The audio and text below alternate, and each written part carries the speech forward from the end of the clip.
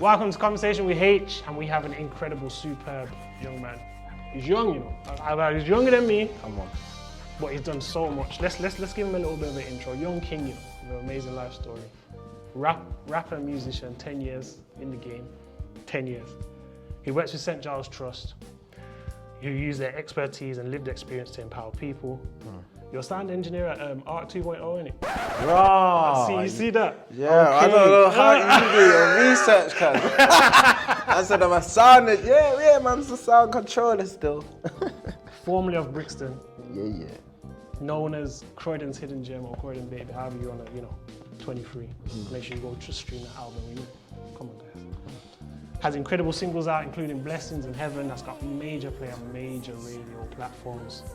It's been playlisted by major playlists. His friends and family know him as Luke P. But the rest of us know him as Still Shadey.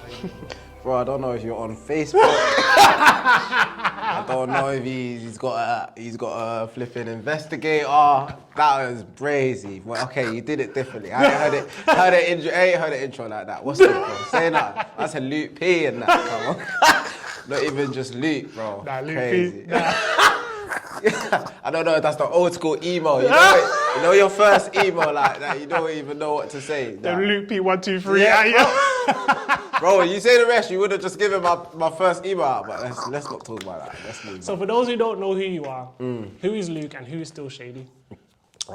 He Still Shady's an enigma. You know, he's just the walking contradiction. You know, continuously just debunking myths. I think when I walk into rooms, especially of the rooms that I've been walking to of recent, like really professional spaces, because of some of the work me and my team are trying to build in Croydon. Yeah, man, people just assume. And I just love that first minute interaction where I can just be me, but understand me. It's hard to understand. So yeah, man, musician, creative entrepreneur. Been doing this for a long time, but with purpose and knowledge, maybe for the past 4 years.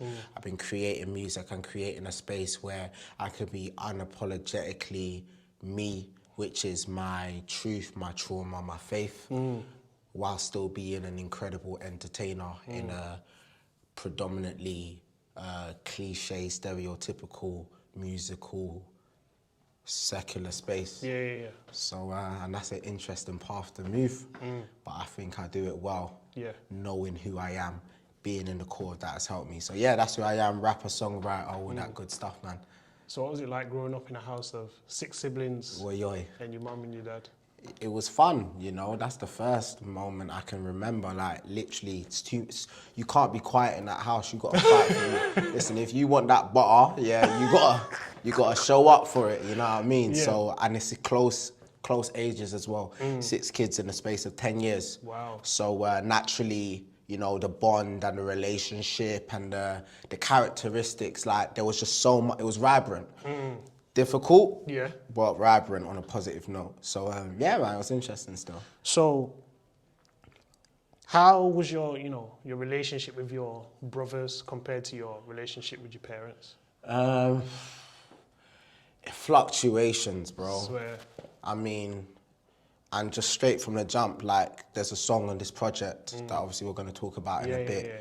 But I'm saying I'm talking about like reconciliation with my brothers because, specifically one of them, my older brother, we've had like seasons of deep, close bonding. And then even recently of challenges, you know what I mean? And that's, difficult. And I just talk about that, like, yeah, I talk about that. So yeah, it's interesting, a lot of deep emotion and, when you're in a big family, one of the big themes of having a big family is you need loyalty, stick together. There's not, the family is like, it's almost like a mafia, and not even just with the parents, but the siblings. There was a deep expectation in my siblings, like, bro, you don't tell dad. Yeah. You get me? I'm with you. You know what I'm doing. So if you disappoint, it can, betrayal, anger, pride. These are themes that are in my household, and that could create distance between siblings for like 2 years, bro. 2 years, man, I wasn't speaking to my brother at one point. But anyways, Yeah, man. So it's interesting, but yeah, there's nothing like family. And I think just coming to the end of this project, writing it wise, I started to really feel in this season I'm in that I really want to appreciate my family because I'm a worker, bro. And when you're a worker, sometimes you dismiss some of the closest people to you. But I digress. You know what I mean? One of the things that you just spoke about, which I thought was quite interesting, you said how much of a worker you are, but you know sometimes that can kind of pull you away from the people that you're supposedly closest to. Facts. So, how do you balance that? How do you prioritize those people as well as Brother, I prioritize don't. work? I don't, and I'll say it, I'm sorry, and that's probably what I was saying on the project as well in one of the songs. But I'm constantly, you know, taking the steps forward to address it. Yeah. I think the first thing to do when seeing a wound is acknowledging there is fact that you're bleeding. So yeah, man, I feel like I'm constantly, you know, trying to work out new ways I can do that. Recently, I just took a huge rest away from, you know, music before this campaign. So yeah, I've just recently just come back. You know, I kind of took a step back because, bro, when you're a worker, you're always like, bro, man was campaigning. We dropped Heaven in September 2020, and just off the back of that single, so much things were happening, you know, so much demand, so many sick opportunities, even in the pandemic that we were in, you know, and we had to ride that, bro, because any opportunity that you got as an entrepreneur, self-entrepreneur in that season, you need to take advantage of it, you know, capitalize, be ready. So, bro, I've been campaigning since September last year. The remix, you know, then the freestyle, the warm-up session, all of that. Like I was just riding it with my team. And I probably was in a burnout early March, but I was just still going, Undone Ties, Blessings. Bro, I was just going, and I got a high tolerance level. So you see that? My team, I've needed to even in the past few months before we started this campaign for the LP, before we got into this new campaign, I needed to give language to the closest people to me so that they can understand when Shadey's in a burnout. Because Shadey's still gonna keep running when he's in that space because that's Shadey. So it's for you guys to know who I am deeply and know how to kind of maneuver, and that's hard. You get me? So. One of the things that and I think that's interesting because you said that you had to make sure that the people around you knew that when you was gonna hit burnout because you as still Shadey are gonna just keep going. Facts. So, is that from a early age that you've just been a person who's just a worker, I'm just focused on this, I'm just gonna get this done, or is this come later on in life? Sounding like my counselor now. I said, where did that come from, bro? Listen, you'll open another door with that. But yeah, I have some ideas of where it came from. Okay. Yeah, I have some ideas, you know, failure from the closest people that I looked up to and wanted to please, and failing to made me just strive to always prove them right, prove them wrong, sorry. And then also just, you get me, I say it like my former life, some of the things I was involved with, I was always building, I was always trying to be self-made. Where you're from in Croydon, it's all about being the best. Your environment, you want to prove everyone wrong. You're handed the bad end of the straw, and you just constantly want to win.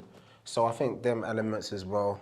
And then there's also this attraction I have with purpose and just knowing who I am, because I think it's knowing who I am and what I'm gifted to do that saved me from some of the, you get me, you give a man a vision and a purpose, they go crazy. And I was just so happy that got me out of some of the unfortunate spaces I once was in. And I think that almost freedom was almost like I got drunk on it. I was just like, yeah, I need more of the purpose. But it wasn't actually the purpose that got me out. That was just an initial push. But yeah, man.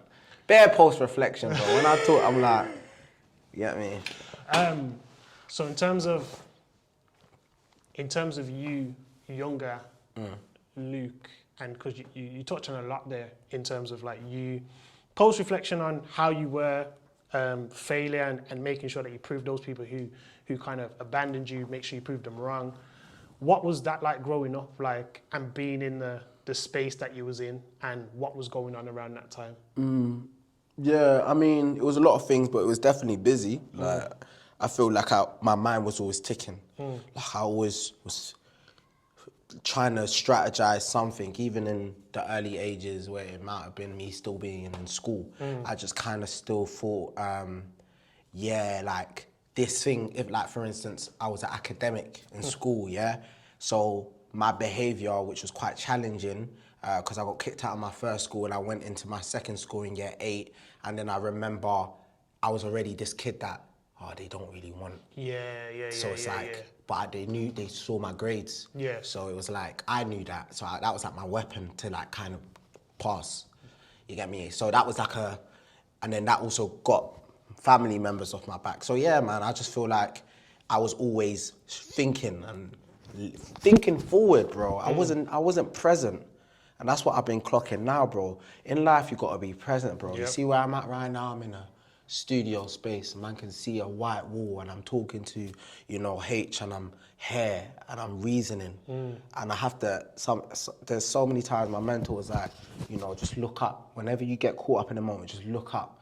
See the sky, see God's creation, and just remember. You get me? And you get me? There's just so many things today that are not allowing us to be present. So, I'm just relearning that, and it's been a joy, man, for real. Wow. Yeah, man.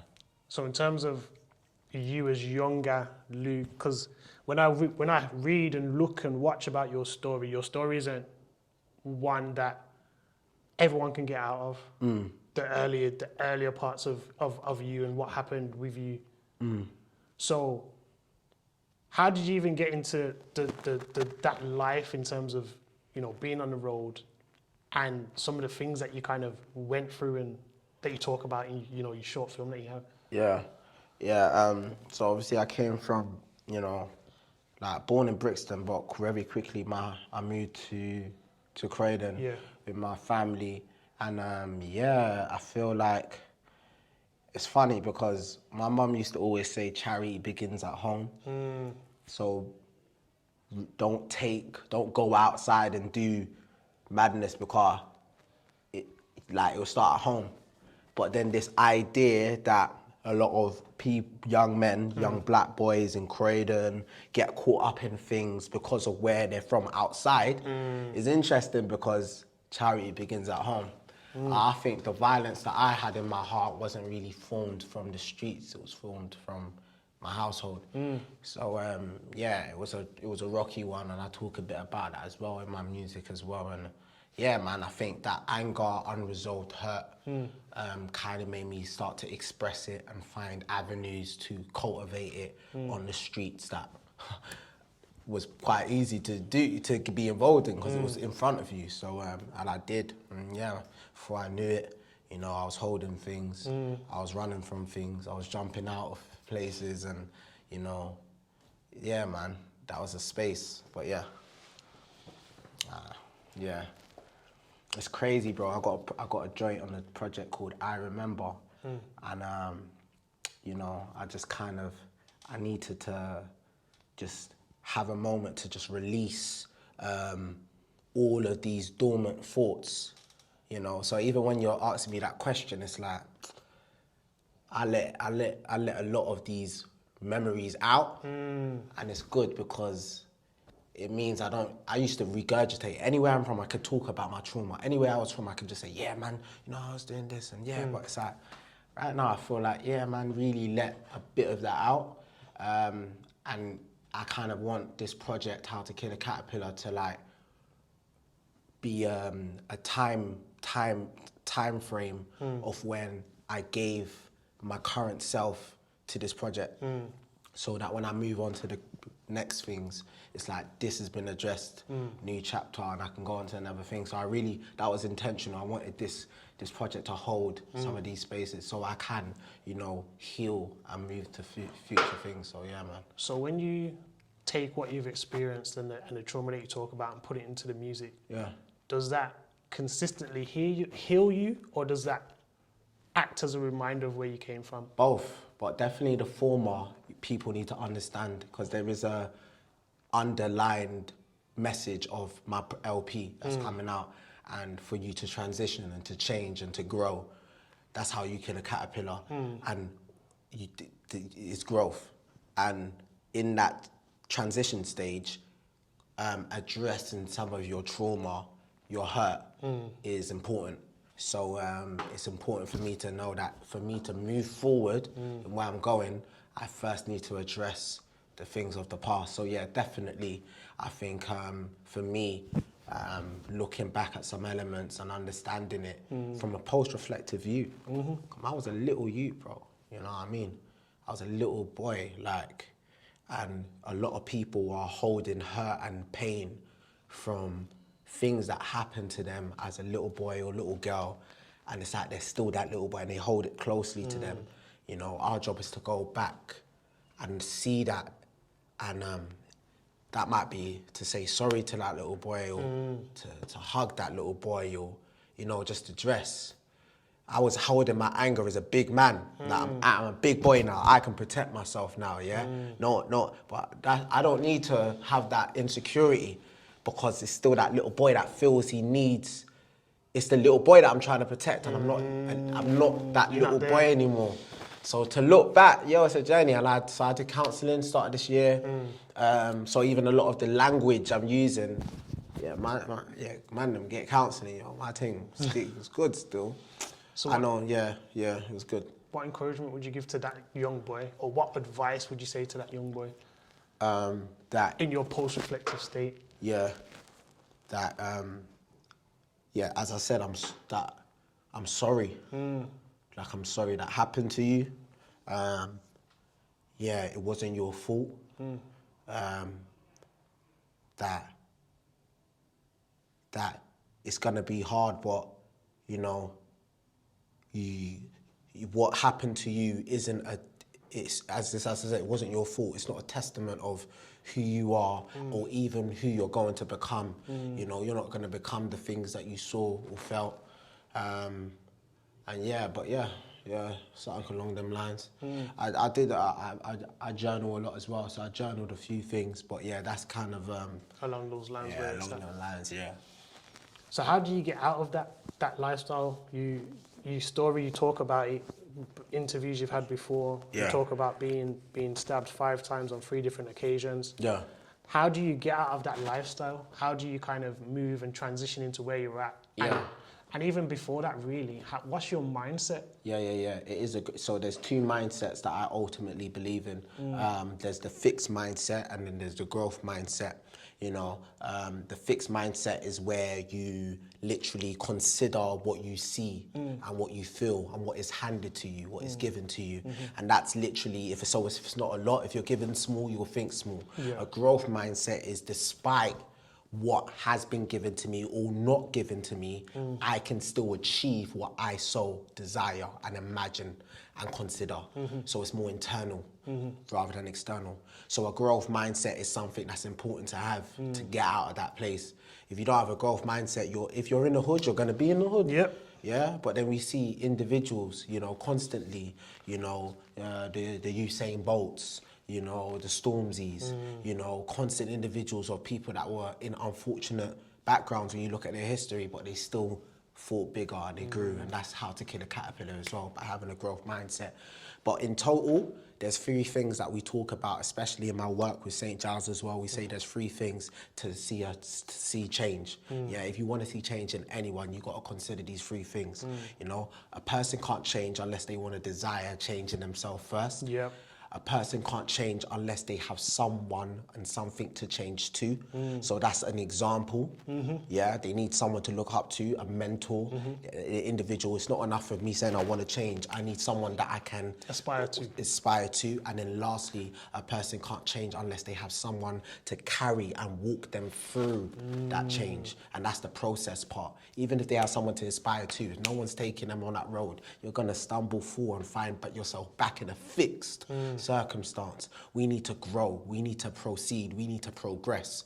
But we need someone to take us on that change. And luckily for me, when I wanted to come off the roads and I desired that change, and I started to see people and things that I wanted to aspire to, especially through my Christian faith. And I had someone, people, brothers, you know, a family, and people that I was blessed to kind of see and come in and support me on that change. And yeah, man, the journey came. That third piece in terms of those people to support you along that journey of change, how important is that? Because I feel like everyone can desire to change. Yeah. And I feel like sometimes it's easier to look at someone and be like, you know, I want to be like them. Yeah. But in terms of someone being alongside you along that journey, I feel like that's the hardest part. Bro, so and that's too important. And that's the difference why some people go back. Yeah. Because they've been betrayed, or, you know, people came into their life and then it's like they almost done them dirty, or they rejected them or dismissed them. And now when they were in that moment of changing, it's like, you know what, bun it. Like, man, go back to, you know what I mean? Maybe it's not right. Maybe I can't change. But it's easier than changing. Yeah. So you need that constant reminder, people to remind you that, nah, bro, look where we're going. Like, this is you. This is you, not that. And yeah, I would say, like, if you don't have those people, find them, you know, and they are there. And it might be outside of your environment. And I did some, it didn't come naturally, bro. Man saw, you man are not helping man change right now. So I had to go to the mountains and find those senseis, you know what I mean? But they were there, you get me? And they taught me how to chop wood. So now man's here, and I'm, by God's grace, a changed man and a changing man, because it's consistent. Yeah, man. When did you feel like you were on the other side of, or moving closer to the other side than where you were? When did you feel that change happened? Was there a particular moment? Was there a particular situation, circumstance? Or was it just a feeling? It was the growth mindset. It was my mind. My mind changed, bro. It was a moment. I remember December the 4th, 2016. Like, that day, I mean, I just, like, had this overwhelming comprehension that this life isn't it. And I think that's when I said, change isn't, I said, I'm gonna change. And it was in that moment. It wasn't where I was, because it happened in the mind, bro. It's like in my mind, I said, yeah, I need to change. And I believe, post-reflection, that's the day I changed. Not the day that everything. Yeah. But that's what hope is. Hope has a destination, even when you haven't arrived. You get me? Hope has a destination, even when you haven't arrived. Like, man can decide, yeah, I'm that person now. Even though I'm not there yet, I'm that person now. Hope is now the belief to say you will be that person. And if you constantly have hope, yeah, you will manifest that change. So, yeah, that was December the 4th, 2016 for me. Lit day. It was lit. That's a lit day, that was lit. Yeah, honestly. So, in terms of people who may not even follow your journey, but are in a similar position to where you were, in terms of trying to, not even so much just get off the road, but they're trying to change into something else. What encouragement do you give to them? That hope. They like stay hopeful. You know, that decide encouragement, and encouragement specifically is that it's not going to happen overnight. Some days you will feel even worse than before. Some days you'll feel like you're lying to yourself. You know, I know a lot of people may wrestle with imposter syndrome, you know, dealt with all of that. You know, my change, funny enough, bro, my change started when I started growing my hair. So since December the 4th, I didn't grow, I was already growing my hair, but I haven't, I started growing my hair since in 2016. Yeah, that same year. And like, I never had long hair to this degree. I didn't have locks. Bro, there was a moment in like 2018, I was looking in the mirror. I was like, who's this guy? And I had a mad feeling of imposter syndrome one time. I was like, I gotta cut this hair. Like, I don't know who I am. So, that's a transparent one, bro. Like, I just looked different. And it was just like, and then I was like, nah. That's a scheme, that's a lie, you know, that the devil tells man. And like, Yeah, man. I just remember, so them things there, sometimes you feel like it and then you have to do what is important, which is affirmations. And affirmations isn't just gassing yourself up to say you're not. No, affirm yourself for who you truly know you are. And if you don't know who you are, bro, there's a book that will tell you everything of who you are. You get me? And that's a constant reminder. That's a constant reminder. So I wake up, you know, I read my word. I remind myself through the scriptures, through the Bible, like, yeah, this is who I am. And so even when I look in the mirror and I can be told differently, I know what I submit my trust into. So yeah, man. Bro, before we move on and we talk about the music, I want to say that you are inspiring. Love, bro. Thank you. Like, I don't know if you fully see it on a day-to-day, you might do. But just to remind you, are inspiring a generation of people, not just a generation that are coming up behind you, not just a generation that you're in, but people who are older than you, who are still caught up in whatever they're doing, in whatever their mindset is. You inspire those people now and will continue to do that as long as you stay aligned with your purpose. Does that make sense? And I just feel like I want to give you that encouragement to say you are doing the right thing. Some days it's going to feel hard. Some days it's going to feel like, you know what, like, God, I know you're telling me to do this, or I know I'm meant to do this, but, you know, I'd rather do this instead. But as long as you carry on along that path, so many people will be impacted by your words. Music to one side, in the music and outside of the music. Yeah, You understand what I'm saying? I believe that. Trust me, I believe that. And I choose to believe that because it's true. And as you said, it doesn't always feel like that, but I've tested that in the past and it's weighed up true. Like, yeah, even if I didn't feel to say that, that was the right thing. And that's an affirmation, bro, even though you don't feel that. So I believe that, that's why I say that. So thank you, bro. Yeah. Let's talk about the music. Let's talk about How to Kill a Caterpillar. Yeah. One of the things about you and your music in general, normally, whether it's a Blessings, Heaven, whether it's a deep one and you're just like, yo, still talking about, whether it was after the car crash, whenever it is, you put your real in your music. Facts. So how is How to Kill a Caterpillar different to what we've already seen from Shadey? Because we've seen a lot of sides of Shadey. Do you know what I mean? Yeah. How can I say this without saying too much? Boy, it's definitely different.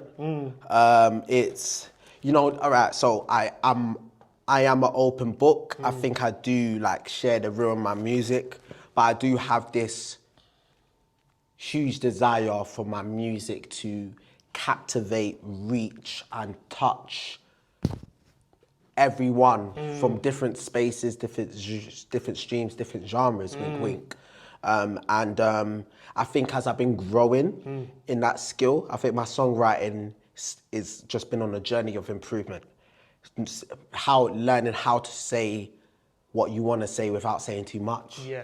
You know, or even looking at the whole scale of the project. So even what's been fun with this is we wrote the LP, so we wrote it. So an album, what I would say one of the big difference between an album and a mixtape is like a compilation of songs, whereas an album is like you write a concept, start to finish.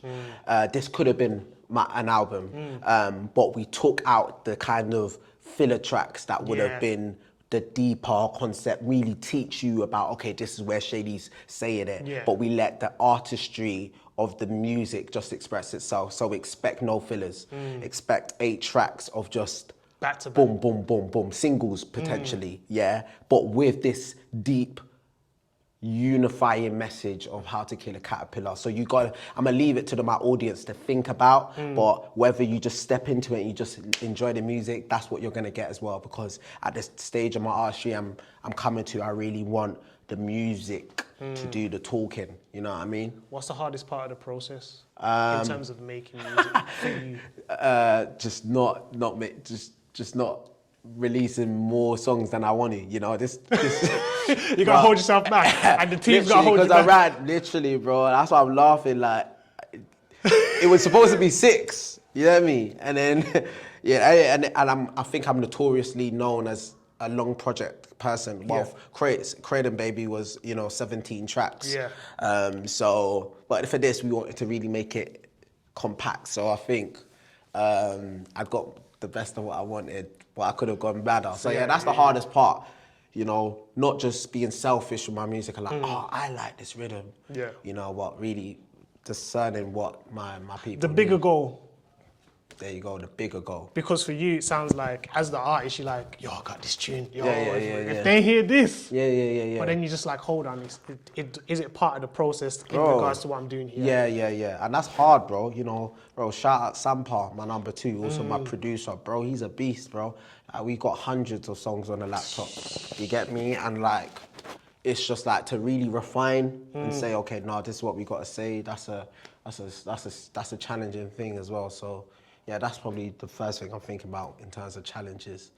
How do you feel, what's the biggest thing or the biggest area you've grown as an artist? Yeah, probably my songwriting, you know. Okay. I mean, I like, and that's a humble statement. Like, yeah, like I feel like I've really learned. I think we did something really right in heaven Yeah. that I hadn't done before. Which I'll was say what? that. Just the balance. Everything. You get me? I feel like I said what I wanted to say, and I'm a feeling man as well. It's got to feel right. And I think another thing with this project is feelings. You know, not just what you say. And I'm a rapper first, you know. So rappers want to rap, they want to chat, rhythm and poetry. But now I feel like one of the other transitions, the other things of a butterfly that I'm stepping into is more artistry rather than just a rapper. So I really wanted my songwriting capabilities. Like I do a lot of songwriting as well. I've really began to really master that pitch. So, because I just love music. I write songs that I know isn't for me. So, you know, that's another thing that I really wanted. I found myself stepping into. So this project should be evident to that. So yeah, man. In terms of your walk and your faith, as much as you're a young man, you come across very mature. Yeah. Possibly because of the life experience that you've had in such a short period of time. Do you feel pressure of having to maintain that maturity through your faith, or does it just come naturally to you? A bit of both, but yeah, definitely in the season I'm in now, I feel like I'm back to basics, bro. All of that performance kind of mindset, it was destroying me. You know, I had to be mature, you know, or I had to be perfect, or you know what I mean. It's challenging, you know. I like Getz.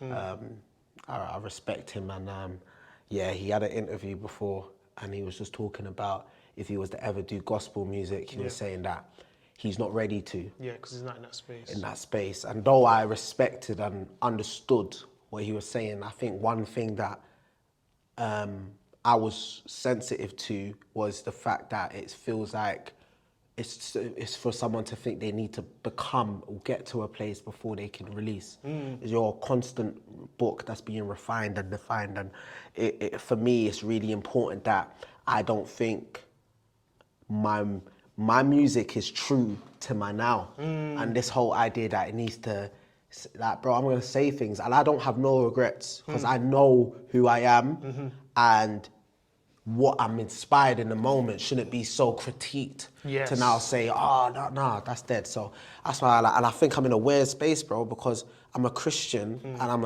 an artist in the secular space. Like, I don't even believe you get me? My music isn't for the church or for the typical guy, you get me? Yeah, that's a better way to say it.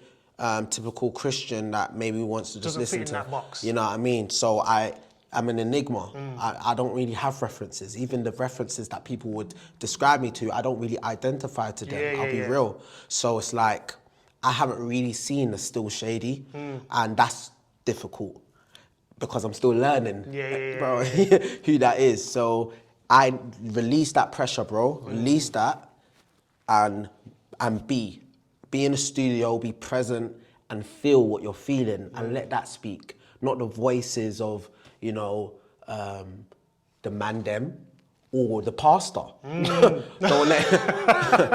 Don't let none of them get in your ear. Because you will miss on something that's so true, bro. Which is you and the essence of your story and your feelings. I had to really right in camp, I had to zone out. And even now, I can't wait for the next projects. And I already know how I'm going to work differently, because I want to travel and really feel the vibrations in me and say, okay, God, you are putting this in me for a reason. Let me express that. Let's write that down. Not, oh, bro, you should write a song about this. Nah, bro. So yeah, that's the journey in itself. You know, the interesting thing that you said as well, which I was like, it's so true, is I watched that interview and Gets was talking about he doesn't feel like he's in that space. And one of the things that you said is people feel like they have to attain to a certain level before they can do, not even just creatively, just to believe. And it's a crazy mindset to have, but I understand it, because the people of the church can sometimes put a box on us trying to achieve stuff. So then you feel like, if I don't fit in this box, then I clearly can't do what God's put in me because of the people rather than what God says, which is crazy to think, but that's how a lot of us live our lives, especially when we're younger and we grow up and we're like, yo, this person's saying I can't do this, so I can't. But that's not the way God intends for us to live. One of the other things that you said linked to that, which I thought was also interesting, was the fact that you're not the typical artist in general, like you're not the typical gospel artist or Christian artist, but there's never been a Still Shadey also anywhere. And also the hardest thing with being someone, especially when you're following Christ and doing something for the first time that's not been seen before, is not having someone to look up to or something to look up to. Because then it's like, hold on, I'm learning on the job, I'm doing all these things, I don't know if these mistakes are right, I don't know if these mistakes are wrong, I don't know how this is going to be a part of my journey, because I don't see someone who's done this before. Yeah. So that journey in itself is always hard. So what I want to ask is just, how do you navigate that space of being the first to do what you do? Yeah, you need individuals that you can trust their judgment. So even if they're not in your field, ideally, so I have a mentor that I can trust with everything. Even if he doesn't understand themes of my music, I need people that trust me and trust my intentions. It's not about, you need to do right. Like, no, people that can discern my thoughts, see where that's coming from. And then a team, of course, sort of creatives and, friends that you can also share this journey with, that they know your ambitions, your passions, your feelings, but they can weigh it up. So yeah, you need that. You just need that, and I think the rest will work out for itself. Again, because even now you can start not even trusting your own voice, and you become your biggest critique, And one thing that my mentor always just says is just believe. He says just believe, have the heart, to don't even think about it. And that's what Jesus said as well. He didn't say like, it's in John, he doesn't say like, oh, you need to get this figured out. He says, just believe. And I think that's important. So as long as I can see my heart and share my heart, I think I'm in the right place. And I've learnt to the point of where I am now, where it's like, I'm confident. I like have people to come to chat to me and to keep me to account if I'm ever not. But yeah, man, that's what I'd say. You need people, you know what I mean? Post-reflection, what's the biggest thing you've learned in your life? Big thing, ain't it? But in terms of like from a teen to now, let's not go life. Let's go from a teen to now. What do you think is one of, maybe not the, but one of? Yeah, I got it. I'm just trying to, how can I say it?